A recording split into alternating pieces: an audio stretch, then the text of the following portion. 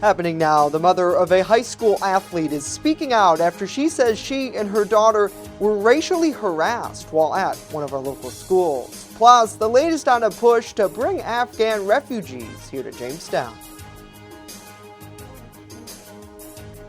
Well, if you are not a fan of winter, just hold on. We've got some warmer air on the way for the weekend and next week. We will talk about it in detail next as the News at Noon starts now.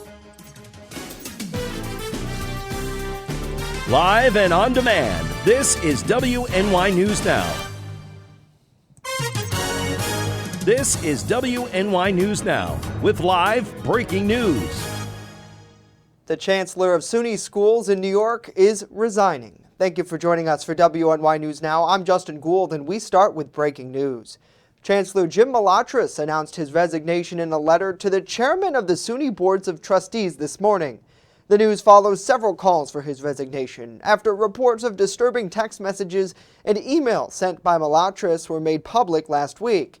The communications were part of a New York State Attorney General investigation into sexual harassment allegations against former Governor Andrew Cuomo. Messages were sent to some of Cuomo's aides and the highest members of office about Lindsey Boland. She was a former aide to the governor and the first woman to publicly accuse him of sexual harassment.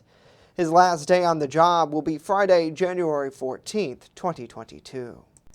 A mother visiting a Southwestern Central School basketball game for a sporting event this week says she is disturbed after a local group of spectators made racially derogatory comments towards her and her daughter. Deanna Stevenson visited the high school on Monday evening for her daughter Maddie's Orchard Park varsity basketball game against the Southwestern Trojans. Stevenson tells us that she was shocked when a group of onlookers began chanting like monkeys when her daughter attempted to score a free throw shot. But while she was at the foul line, I heard it.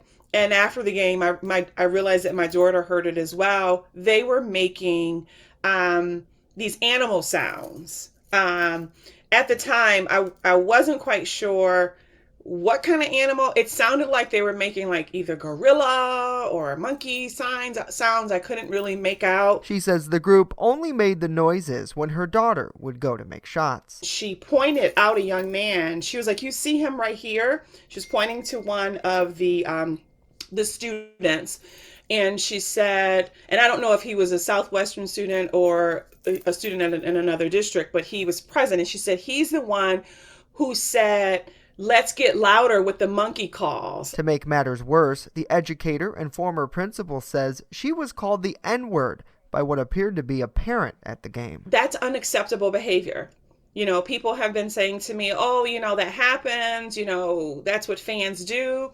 They may, but not at a K-12 setting. After letting it simmer for the night, Stevenson took to social media to share her experience, with hundreds of people so far responding. She's also contacted the school. I woke up in the morning expecting a response. I don't know. I just, call me crazy when you get an email from a parent from another district, from an incident that happened in your school. I don't know. I would just take it seriously. And I didn't hear anything.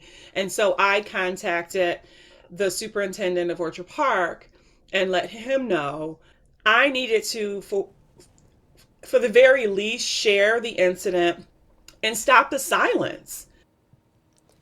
Now, in a statement, the Southwestern School District says a full investigation is currently underway and that the school is committed to equity and acceptance of all students.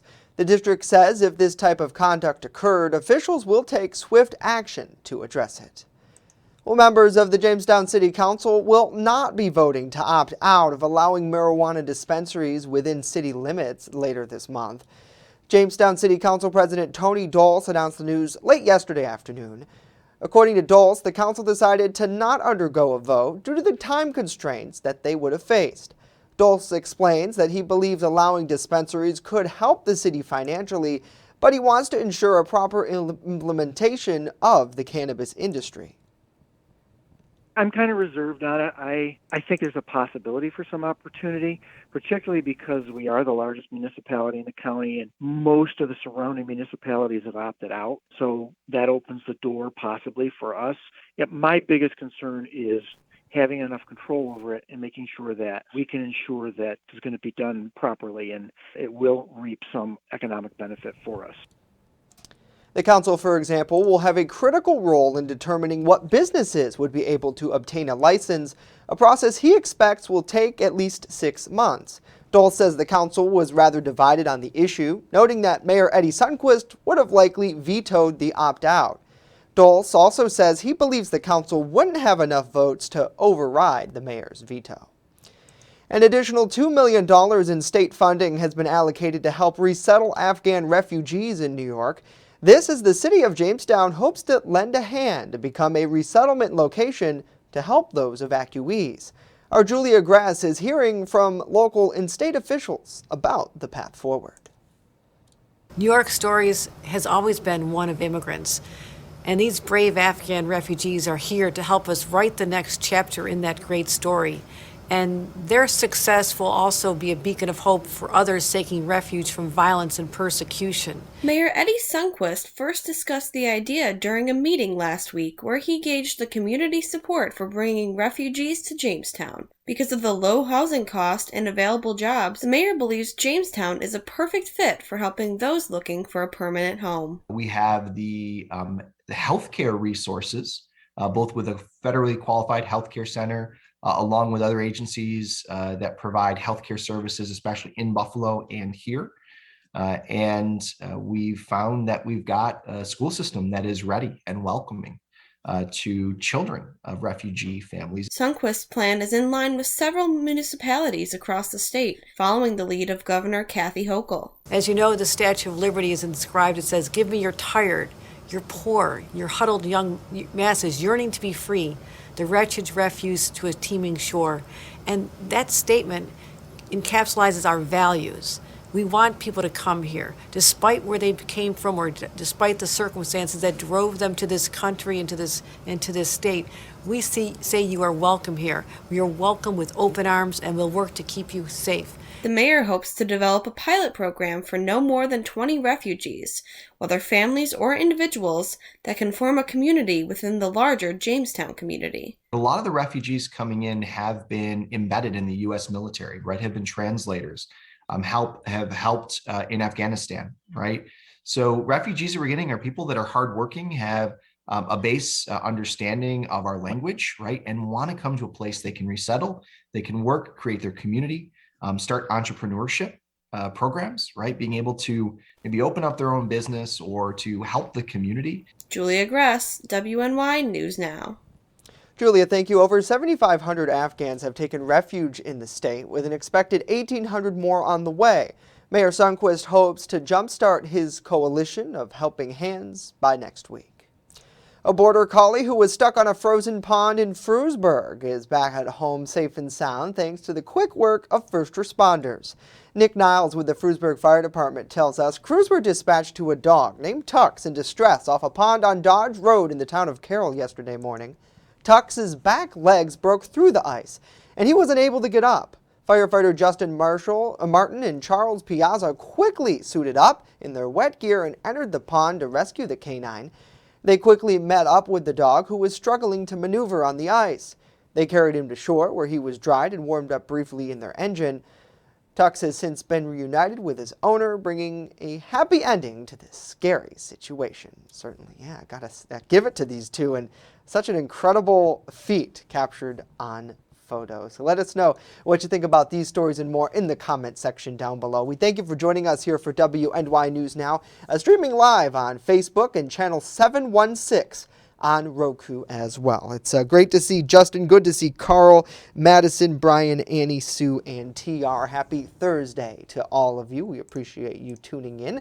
Well, now let's get a first check of our weather forecast. Chief Forecaster Dakota Hunter joining us with that today. And boy, yesterday it was a chilly one for that incredible rescue.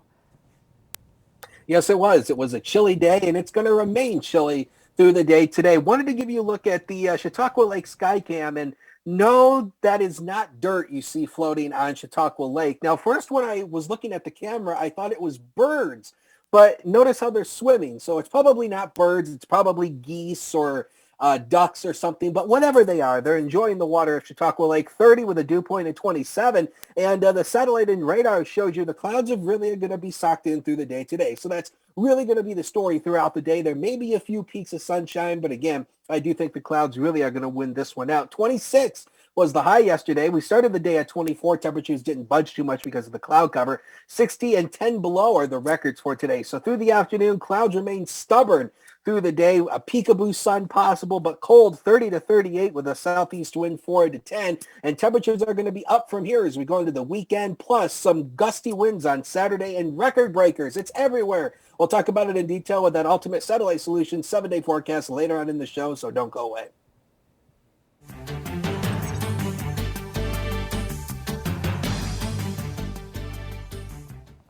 Over 800 new cases of COVID-19 and 5 related deaths were reported in Chautauqua County over this past week.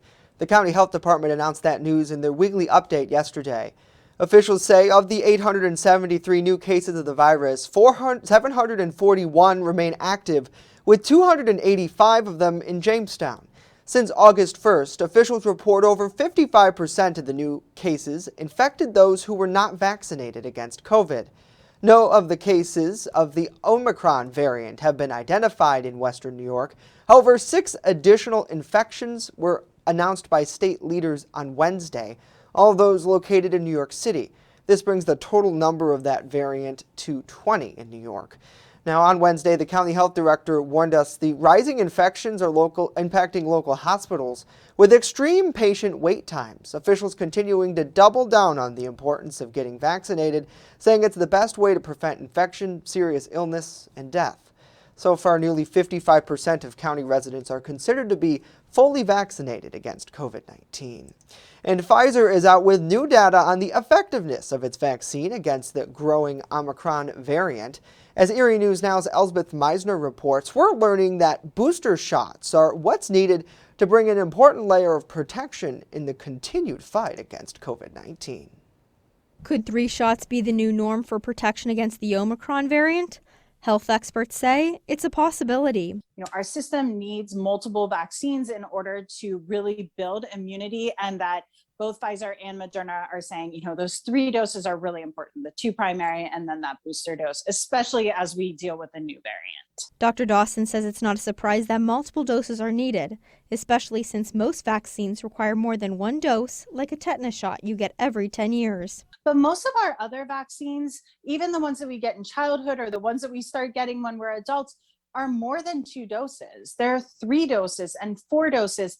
Hospital officials say since we first heard about the Omicron variant, interest in vaccines has increased. There's a lot of things that kind of have factored into the demand we're seeing. Certainly Omicron, the concern surrounding kind of the unknowns with what that variant, the impact that variant will have moving forward. Henderson says being fully vaccinated keeps you healthy and out of the hospital. 80%, slightly over 80% of our hospitalizations are individuals who are not fully vaccinated. Both Dawson and Henderson agree the best thing you can do to protect yourself is to get your shots. At this point in time, the messaging is really clear. You need to be vaccinated. If you're eligible for a booster, go get boosted. Elspeth Meisner, Erie News Now. Elspeth, thank you. The highly anticipated Pennsylvania Supreme Court case over school mask mandates heard oral arguments yesterday. The court has yet to decide the fate of masks in classrooms, but a decision is expected to arrive sooner than later. Counsel from the Office of the Attorney General in PA said that their acting health secretary's mask mandate was authorized and legitimate. Opposing counsel disagrees, saying the mandate violated the regulatory process and is not protected under PA code. Regardless of the decision, some school districts will probably have to continue masks in schools.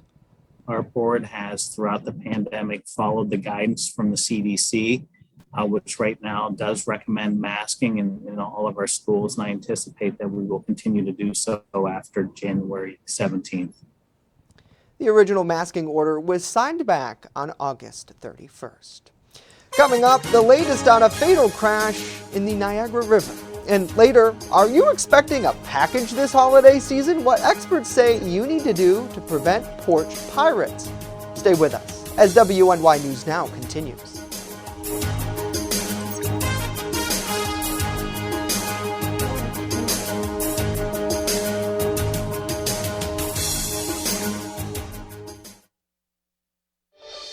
happy holidays from WNY News Now. What could you lose in a home fire? Your possessions? Your home? Your memories? Don't let your world go up in smoke. Make sure you have working smoke alarms and practice an escape plan for you and your loved ones, because fire is everyone's fight. This message was brought to you by the Jamestown Fire Department and the Chautauqua Safety Village. EagleZip.com is your local one-stop shop for all of your home and business computer needs. Located on Fluvan Avenue Extension, just outside of Jamestown, EagleZip.com sells and services all brands of desktops and laptops, as well as servers and network equipment for your business. All new computer sales include transferring your data from your old computer, plus a 2-year warranty. Call EagleZip.com today. Stop by EagleZip.com today and let us make computers easy for you. Hi, I'm Al Steffens, owner of Chautauqua Comics. For the last 28 years, we have been your premier retailer of comic books. But we have so much more. Located at 214 Fairmount Avenue in Jamestown, the shelves are stocked with everything from superhero to classic G.I. Joe and Star Wars. Looking for Pokemon? Chautauqua Comics has it all. If you have any questions, stop in today or give us a call. Chautauqua Comics, Al speaking. Welcome to Honest John's Pizzeria, where you are the most important customer. Everything from freshly made subs to the best of pizza and wings, Honest John's has it all. And don't forget the ice cream! Order online today or check out our 2 great locations with buffets ready for every appetite. Don't I have the best job in the world?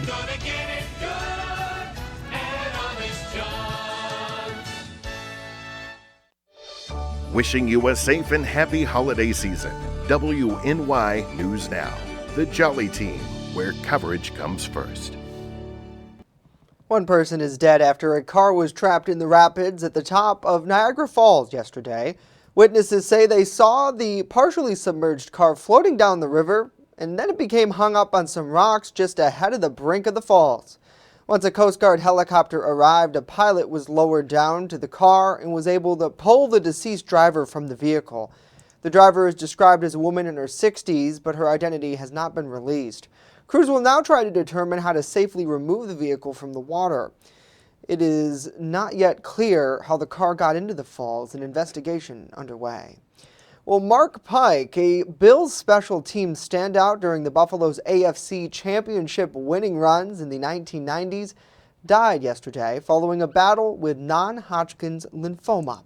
Buffalo Bills announced that Pike died after his condition worsened as a result of COVID-19, followed by a bout with pneumonia. Pike was part of Buffalo's Jim Kelly-led team, which made and lost 4 consecutive Super Bowl appearances, spanning in the 90s. He was 57 years old. Well, former Senator and Republican presidential nominee Bob Dole is lying in state today as the U.S. Capitol as the president and others gather to pay tribute to this American giant. His family said the 98-year-old died in his sleep early Sunday. Dole was known as a plain-spoken conservative and was one of Washington's most recognizable political figures throughout the later half of the 20th century. For 27 years, he served as U.S. Senator from Kansas, including 2 stints as the majority leader. A World War II hero, he suffered a shattered shoulder after being attacked on a rescue mission, leaving his right arm permanently disabled. It was announced in February that he was being treated for advanced lung cancer. Well, this week, the U.S. House of Representatives passed a $768 billion defense bill that sets the agenda for military policy and spending. But New York Senator Kirsten Gillibrand says some of the major bipartisan policies were gutted from that bill. Our Washington, D.C. correspondent Rachel Knapp explains. After last night's House vote on the National Defense Authorization Act, or NDAA, Senator Kirsten Gillibrand says while this $768 billion defense bill includes new provisions like beefing up security on bases, allowing a hotline for survivors to report crimes over the phone rather in person, and even a pay increase for service members, it leaves out other components that she's been pushing for. This bill does not reform the military justice system in a way that will truly help survivors get justice. It does not remove serious crimes out of the chain of command, which is the only way to create the professional, unbiased system that we've been advocating for. Gillibrand's Military Justice Improvement and Increasing Prevention Act proposes it would keep serious crimes like sexual assault under military oversight, but allow those cases to be handled by independent prosecutors rather than commanders. The senator says by changing the way the military handles these cases will create a more unbiased and transparent process.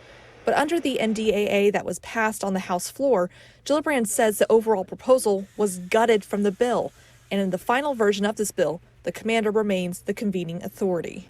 Gillibrand's proposal already had strong bipartisan support, but now her Republican colleagues are speaking out, upset that some of these components were taken out last minute. When members of our military are sexually assaulted, they aren't getting the justice they deserve. We're not going to give up until this job is done. There's too much at stake. The Senate will next vote on the NDAA legislation. At the Capitol, Rachel Knapp reporting.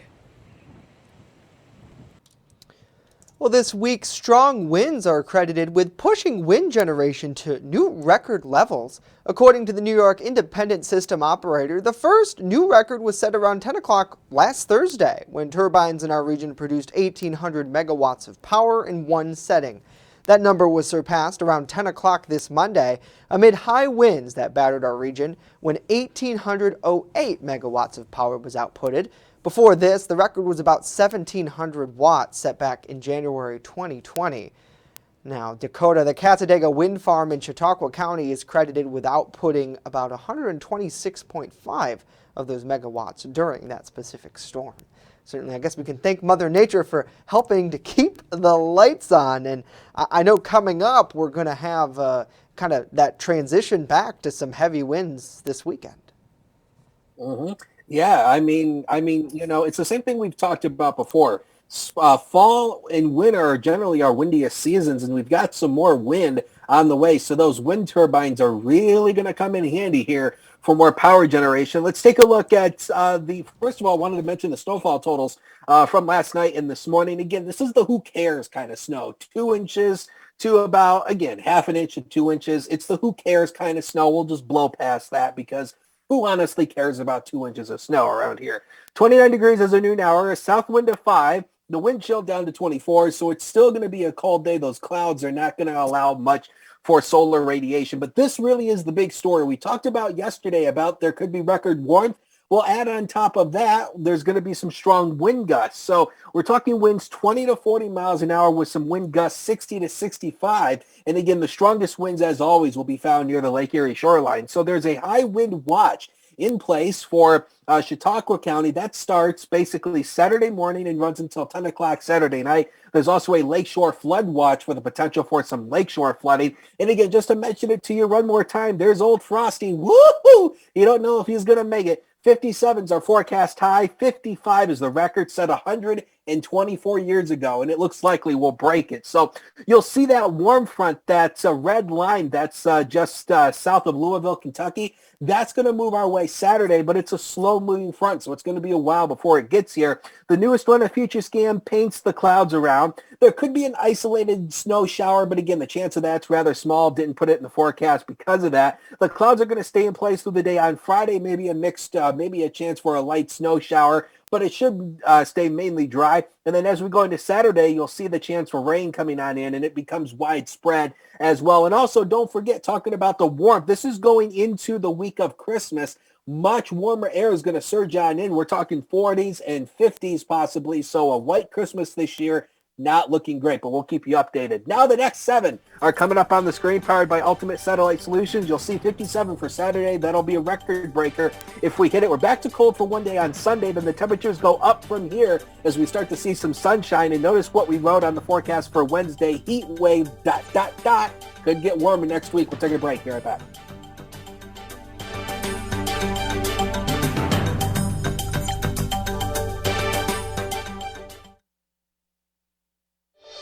Wishing you a safe and happy holiday season.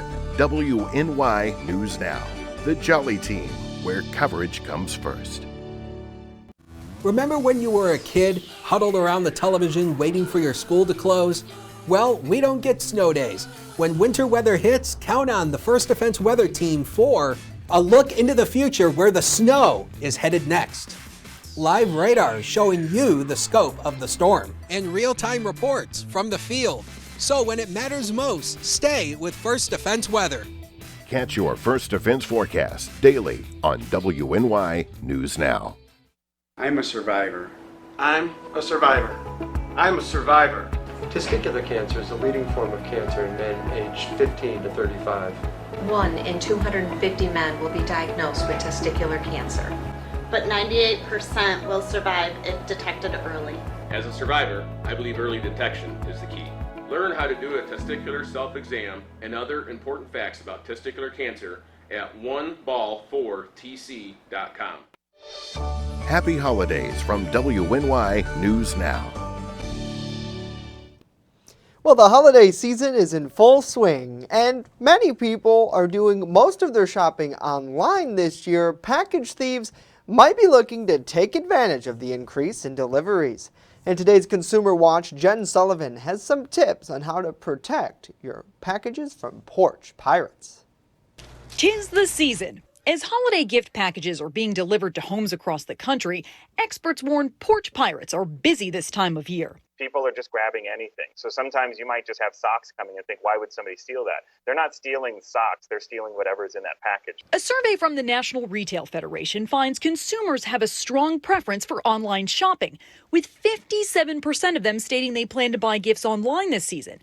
And all those deliveries make a tempting target for thieves. Security expert Douglas Parisi says these 5 steps could help ensure packages on your doorstep don't get stolen. There's a lot of things that we can do to be proactive that don't cost a lot of money. Number 1, keep your packages out of sight, which brings us to number 2. Update the delivery instructions and choose a drop-off location other than the front porch, like the backyard or side door. Sometimes just have a trash can on the side of a house or something like that and indicate there's a red trash can or there's a red bin over there. Number 3, have it delivered to a neighbor's house if they'll be home when the packages arrive, or have it delivered to work. Number 4, put up a sign. But when they walk up there and all of a sudden they see a sign that says smile on camera, even if you don't have a camera, they're still going to pause and probably walk the other way. And finally, track your package and turn on delivery notifications. For today's Consumer Watch, I'm Jen Sullivan. Jen, thank you. Meanwhile, the Better Business Bureau recommends you ship packages to the store. Many retailers will ship gifts to a physical location near your home instead. Yeah, certainly a big discussion for so many. And, you know, Dakota, I have a Ring video doorbell at my house, and every day at probably about 11 o'clock, I get a notification that somebody's on my front porch, and it's 9 times out of 10 the mail person. Or I've actually had a couple family members, like they'll drop stuff off and I'll see it, and it gives me a good reassurance. But I've always thought about this with packages being left on the front porch or in the mailbox. I have one that's attached to the house, so you like open it and leave stuff in it. People could come by and get it, and yeah, okay, so I get on the Ring, I can talk to them, I can yell at them. But 9 times out of 10, by the time I look at the notification, especially for like the mail person, they're long gone. Like 2 minutes out, just because I don't always see it. So it's nice to have, but like she mentioned, you still need some sort of other deterrent, like physically having your package go somewhere else. Well, I mean, you know, here at the Hunter Hacienda, we do have a box on the side of the house that we have on there, like, you know, hey, packages put in here. But still, it's like, you know, if somebody really wanted to, they could come up and open it and swipe it. Yeah. But, you know, but at least it kind of gets it out of sight because, you know, we've had that happen before at a previous house we used to live at. I had a package delivered and somebody came by and swiped it. So that was no fun. So no. Let us know what you guys think about this and more in the comments down below. Now that Dakota mentioned it, you're going to have to go find a new spot to hide your packages. Yep. Me and my big mouth, you know. People say if it comes in here, it goes out there, and that's true. You're looking to snatch something off of his porch. It's on the side. All right, Dakota, thank you. That is it for us today. We'll leave you with this live look over Chautauqua Lake. Have a great day. We're back here tomorrow with our TGIF edition.